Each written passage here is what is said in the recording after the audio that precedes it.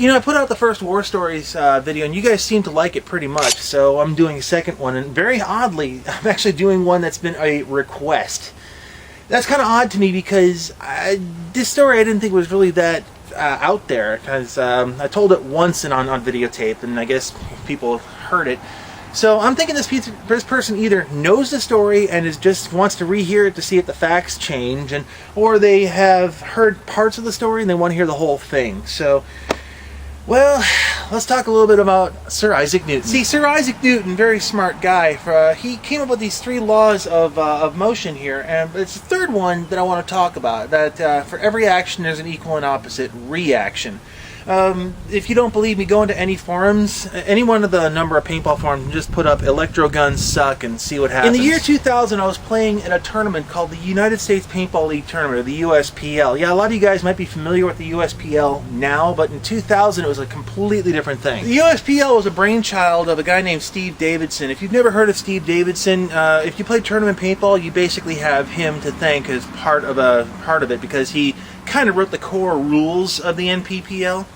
A lot of people are going to disagree with me on this one, and I encourage that disagreement, except that there's one thing that I've found in paintball, and that is that the history changes depending on what you have to gain by something that you've learned, or you invented, or you were the first person to do. So, see, they had this really cool scoring system. They had a dynamic scoring system. They had this field that was broken up into 3 parts. All the bunkers were color-coded and numbered. And it was a structured system where there was time constraints, and it was really kind of cool, but people couldn't wrap their heads around it. Interestingly enough, several years later, X-Ball came out, which was basically the same kind of game, and everybody loved it. I don't get it. Oh, I should also mention this about the USPL. They had a little rule in there about incidental contact. And I guess there were rules at the NPPL at the time that you could not touch your opponent for any reason or whatever.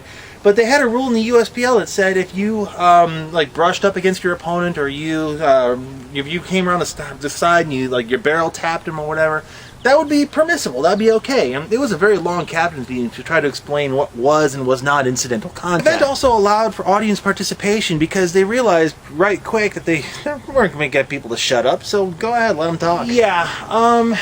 And this brings up to the point of the story. I'm playing along the right-hand side, right up against where the audience is sitting. And as I'm sitting there playing on my position, I hear some people out of bounds. One of them says, "Hey, there's a guy behind white 14. Hey, white 14's like right in front of me." I'm not your typical front player. I don't have the body type for it. I can make that, but every once in a while I can make it. Incidental contact is okay. I break from cover. I start sprinting towards white 14. As I get a couple feet out of my bunker, I can see that white 14 is actually leaning forward just a little bit. So there's a guy behind it. He's using it. He's playing it really tight in cover. I get up to about full steam, and just before I get to the bunker, throw the shoulder down and ram it with everything I got. It kind of depends on who you ask what exactly happened next. See, what I can confirm happened was I sent the gun flying one direction, I sent the hopper flying a second direction, and I sent the 15-year-old stickly, wiry kid who was using it for cover, I blew him back in a straight back in a third direction. But you see, I heard at least 3 different versions of the story secondhand, where I'd blown the kid back 5 feet, 15 feet, I just knocked him on his butt. I don't know. Supposedly there's videotape of this someplace, and I've been searching for 10 years, and if somebody can find it, please let me know where it is. When I threw my shoulder down, I'd actually hit the bunker so hard that I actually knocked my own hopper off the top of the gun. So I pivoted, grabbed the hopper, went back for cover, and that's when one of his teammates shot me. Okay, that's fine. I called myself out. But the upshot of the story is that the referees ran over and they called the kid out because, you see, when I had slammed into the bunker, I had actually sent his hopper flying at least 10 feet away from him. They eliminated him on abandoned equipment. When you get 250 pounds moving at a pretty good clip and it rams into a specific thing, that's a lot of energy. If somebody wants to work it out in joules, please feel free to show how geeky you are down in the comments. But the end shot was that when I had hit the bunker, I broke it. You see, I hit the thing so hard that I actually knocked it off of the moorings. I don't know if I deflated it or not. I don't remember offhand.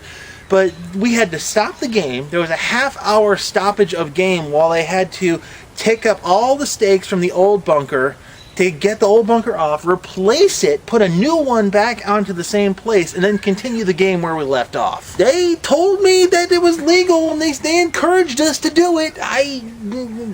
Now, the end of the story is that later on in the same tournament, a couple other teams tried this same move after they saw me pull it off. And unfortunately, what happened was a lot of people would throw their shoulder down and they'd knock the guy out of the bunker, but the guy would get hit by the bunker in such a way that would cause the goggles to come up and off, kind of like that.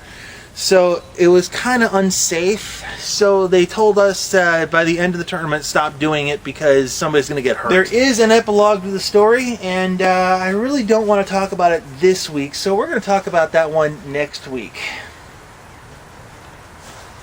And you guys thought I wasn't above doing cliffhangers?